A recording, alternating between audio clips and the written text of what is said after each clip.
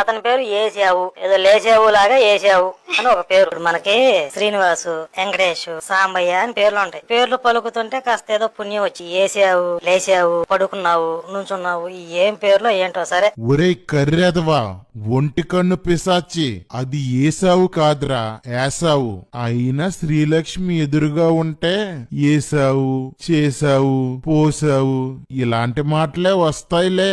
చూడు చూడు, ఏసావు అనగానే ఏం వేసింది గుర్తుకొచ్చిందో అక్కకి. తెగ సిగ్గుపడిపోతుంది. బైబిల్లో పేర్లు అలా ఉంటాయా? మీ పురాణాల్లో ప్రహ్లాదుడి కొడుకు పేరు విరోచన, రాముడి మంత్రి పేరు మధుమత్తు, రామాయణంలో ఒక ముని పేరు దుర్వాసనుడు, రాముడి కొడుకు పేరు లవ్వుడు. మీ పేర్లు ఎలా ఉంటాయో తెలుసా? ఒకడి పేరు రామలింగం అంటే ఆడి పేరు రాముడి అంగం, ఒకడి పేరు భీమలింగం, ఒకడి పేరు సోమలింగం. ఈ లింగాల పేర్లు బాగున్నాయిరా నీకు? దేన్ని ఎలా చదవాలో తెలియని నువ్వు బైబిల్ రత్నావా? దీన్ని నువ్వు నిన్నే తన్నాలి అని చదువుతావు, కానీ నేనెందుకు రాశానంటే నిన్నే తన్నాలి.